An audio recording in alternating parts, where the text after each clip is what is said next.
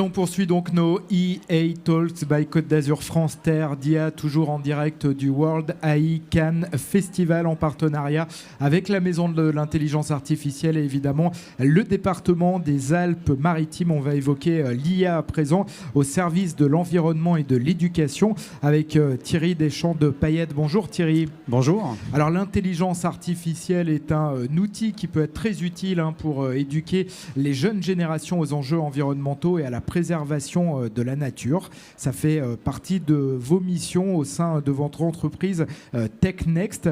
Qu'est-ce que vous faites plus précisément chez TechNext et pourquoi avez-vous décidé de créer cette entreprise ?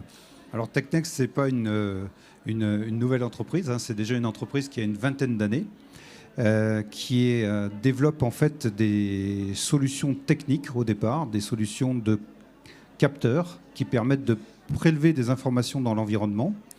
Mais ces informations, il faut leur donner du sens.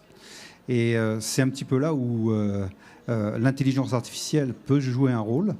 Parce que si je vous dis il fait 5 degrés, c'est une information. Si je vous dis il fait 5 degrés au pôle Nord et on est en été, à ce moment-là, vous en déduisez quelque chose d'un petit peu original. Vous dites il fait chaud. Mais il fait chaud, ce n'est pas intuitif à 5 degrés. Donc en fait, l'information, elle n'a une valeur qu'à partir du moment où elle est contextualisée. Et donc il faut la compléter d'autres informations pour lui donner du sens. Et il y a une théorie qu'on appelle la sémantique qui permet de donner du sens à l'information. Et elle s'appuie essentiellement sur une analyse qui se base sur la valeur elle-même de la donnée à un instant T, c'est-à-dire à un moment du temps, sur un site géographique et qui dépend, on va dire, d'une opération ou d'un besoin opérationnel lié à cette information. Alors, quel rapport avec l'enfance ? Bien, vous savez que l'environnement et notre planète, de manière générale, subit des variations. Certaines de ces variations sont liées à des sources anthropiques.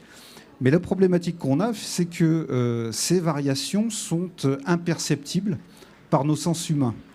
On peut sentir une variation de température de quelques degrés, mais quand on parle de moyenne de température, à ce moment-là, c'est plus quelque chose qui est perceptible par nos sens. On est obligé de travailler sur un niveau cognitif qui nécessite une couche d'abstraction pour comprendre l'évolution de ces températures. Et donc l'intelligence artificielle, elle permet de collecter les informations, de produire donc des séries longues, et puis à partir de ces séries longues, d'en déduire des comportements déjà historiquement quantifiables de manière un petit peu précise, mais également sur la durée d'avoir des prédictions sur l'évolution de ces grandeurs physiques qui sont prélevées. Et si on rattache ça aux enseignements, par exemple, de la physique, des mathématiques, de la biologie, ça fait beaucoup de sens. Donc TechNext est une société qui développe des réseaux de capteurs. Alors on est en partenariat avec effectivement des grands groupes. Il se trouve que dans 2 semaines, je suis à Palerme pour lancer un nouveau projet européen avec TechNext et ST Microelectronics qui s'appelle Edge AI et qui a pour vocation d'intégrer de l'intelligence artificielle dans les capteurs eux-mêmes. D'ailleurs, ce projet fait suite à un précédent projet qui était AI for DI, projet H2020 européen, donc, dans lesquels les industriels européens cherchent à développer des solutions en y intégrant de l'IA. Et le rôle de TechNext là-dedans. Alors Thierry, du coup, vous avez utilisé dès le départ des données réelles et maintenant vous faites en quelque sorte des prédictions et là vous utilisez des données synthétiques avec de l'IA. Tout à fait. Ça se passe ? Alors effectivement, on prélève des informations dans l'environnement réel. Alors par exemple, dans les projets européens, on s'adresse à des milieux en fait très agricoles. Bon, par exemple, on avait un partenariat avec Frankenponnery, une marque de champagne, donc dans la viticulture, pour aller chercher des informations au pied des vignes. On déploie là-bas des réseaux de capteurs. En temps réel, ces capteurs délivrent des informations et ces informations sont traitées pour une IA pour dire, tiens, attention, dans 3-4 jours, il va falloir commencer la récolte ou alors il y a un risque de baisse hygrométrique et donc il faudra arroser. Et le lien avec l'éducation, c'est justement que à partir de ces grandeurs physiques et de ces prédirections qui sont modélisées ou qui sont synthétisées, ou plus exactement fusionnées par une IA, eh bien, on peut arriver à avoir quelque chose de très visuel qui peut donner du sens aux étudiants. Et comment est-ce qu'on donne du sens ? Non seulement en traitant ces données, mais également en positionnant ces informations au travers d'environnements virtuels, notamment dans des métaverses, pour donner de la forme à ces informations. Donc ça, c'est quelque chose sur lequel on travaille actuellement dans TechNext. On est en partenariat avec des sociétés qui développent des métaverses, qui sont des techniciens du Web 3.0 et qui permettent d'augmenter des valeurs. On est en partenariat également avec d'autres sociétés.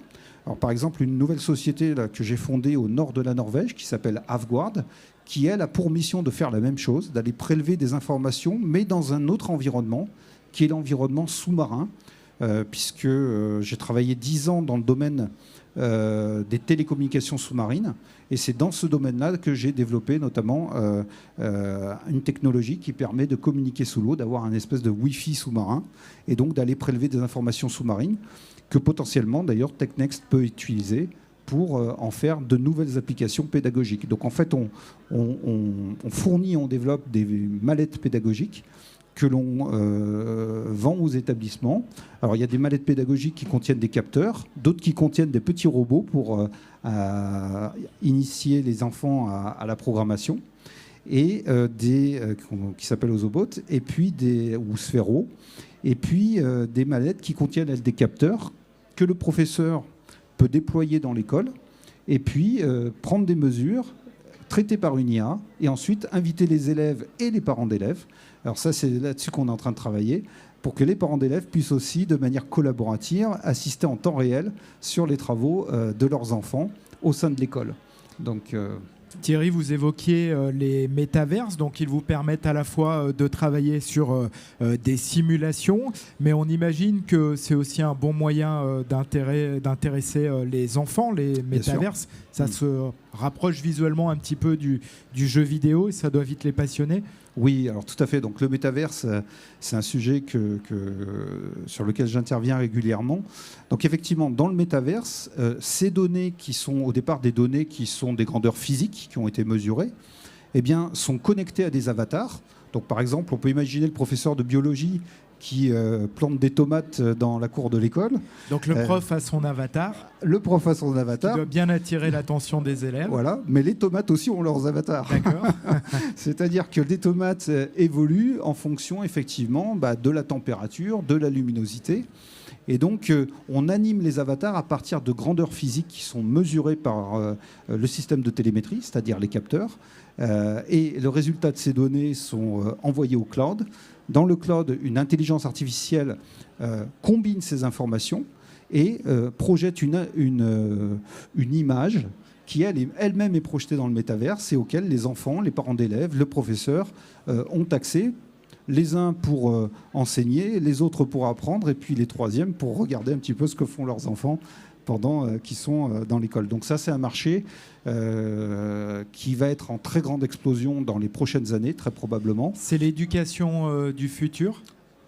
Alors, je pense que l'éducation ne pourra pas faire abstraction de ces technologies. Et en plus, effectivement, sur le long terme, elles deviendront incontournables. Donc oui, c'est l'éducation du futur, à condition que les fondamentaux ne soient pas oubliés non plus. Donc je dirais qu'une bonne, en tant que professeur, c'est en tant que professeur que je parle cette fois-ci, il y a toujours besoin d'accompagner l'information d'un contexte et d'une méthodologie que pour le moment une machine ne peut pas intégrer, et c'est même rassurant.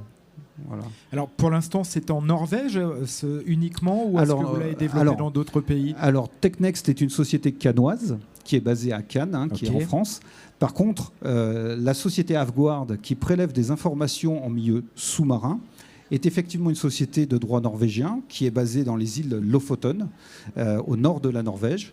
Et c'est un pays qui s'y prête parce qu'une grosse partie de l'économie norvégienne est liée à l'exploitation du pétrole, le fish farming, c'est-à-dire l'élevage de poissons de manière, on va dire, industrielle, mais également la production d'énergie hydroélectrique.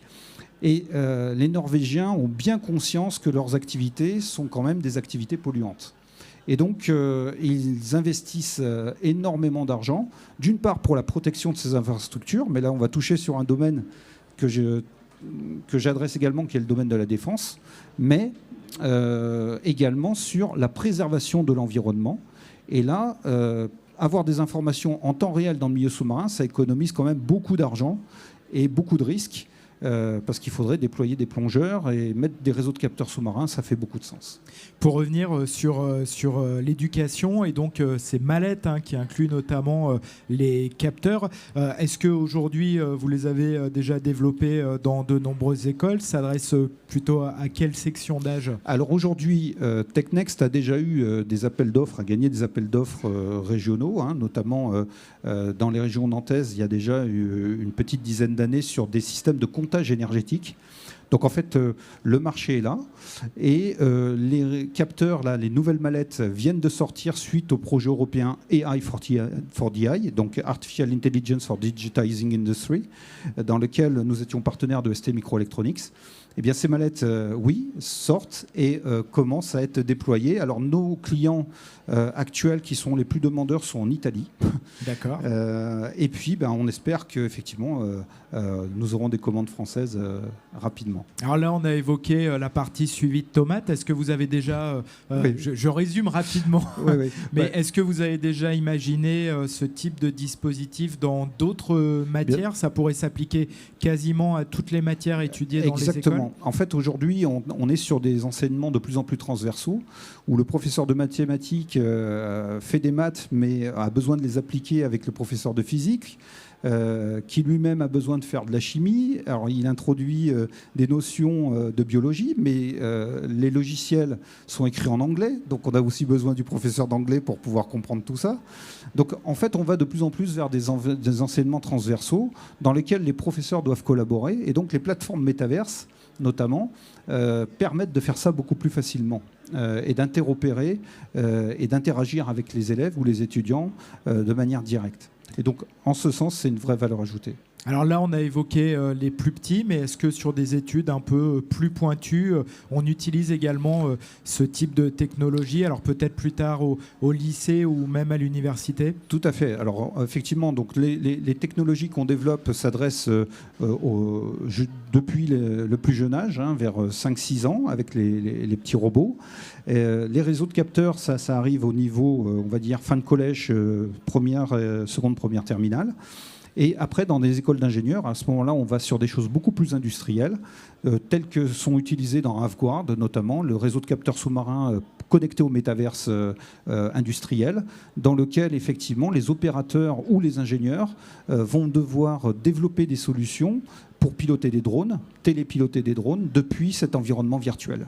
Et là, l'intelligence artificielle a un rôle majeur pour bien combiner les informations, les fusionner et les structurer de manière à être interprétables rapidement par un opérateur. Et là, les étudiants d'ingénierie, des écoles d'ingénieurs, très probablement auront du travail. Bon, moi, j'interviens à l'INSA, notamment en 5e année, sur les départements électroniques, télécom. Donc oui, il y a des choses à faire.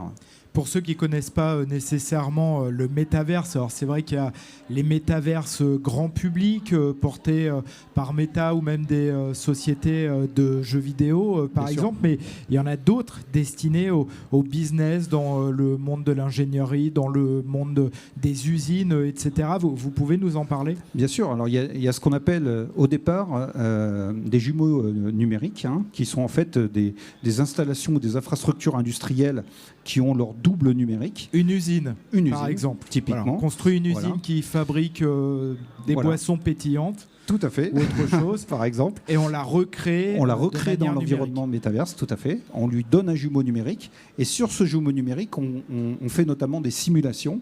On regarde notamment où peuvent se produire les pannes, où sont les points d'optimisation. Mais également, on s'en sert pour former les techniciens. Sans avoir besoin d'arrêter la chaîne de production, on peut simuler des pannes et donc avoir des techniciens qui arrivent sur ce modèle digital et qui effectivement vont pouvoir se former à intervenir sur la chaîne sur un modèle numérique sans mettre en péril la production. Donc vous recréez l'usine, ça c'est de la donnée réelle, et vous créez du scénario, des modèles d'intervention à partir de données synthétiques, et tout ça est fabriqué par l'intelligence artificielle. Alors l'intelligence artificielle là-dedans, elle intervient notamment sur l'optimisation des scénarios, c'est-à-dire que pour optimiser une production, eh bien, on a des paramètres sur lesquels on peut jouer. Donc, par exemple, il se trouve que je suis aussi formateur chez Siemens et on a eu des cas d'usage effectivement où en entraînant une IA, on peut optimiser, avoir des gains de productivité sur la chaîne de production qui sont entièrement paramétrés par notamment des algorithmes d'intelligence artificielle. Et également sur la consommation énergétique. Là, aujourd'hui, c'est quelque chose qui compte énormément, c'est-à-dire comment économiser de l'énergie. Et les paramètres sur lesquels on peut jouer eh bien, sont en général régulés par des algorithmes qui aujourd'hui font appel à l'intelligence artificielle. Pour résumer, ce que vous avez développé pour des grands marchés d'industrie, finalement, demain va être de plus en plus disponible, même dans une petite école, pour les enfants. C'est la magie. C'est-à-dire qu'effectivement, tous ces algorithmes qui ont été développés par des milliers de chercheurs dans le monde, eh bien, finalement, deviennent accessibles parce qu'ils sont disposés dans des infrastructures cloud et donc des systèmes distribués auxquels des acteurs peuvent se connecter et donc y avoir accès en temps réel à moindre coût. Et on peut imaginer des dizaines d'applications pédagogiques ou des centaines d'applications pédagogiques distribuées simultanément dans plusieurs écoles. Effectivement, le petit élève canois qui fait pousser ses tomates peut regarder comment le Californien, son homologue californien, le fait dans le métaverse en ayant l'impression d'être voisin. Merci beaucoup Thierry Deschamps-Fayette, donc directeur R&D et associé de Tech Next et de Avguard. Merci d'être venu évoquer l'IA au service de l'environnement et de l'éducation. Prochain rendez-vous avec vos EA Talks, nous parlerons de l'application de l'IA dans le domaine de la Silver Economy. Merci Thierry Deschamps-Fayette. Merci.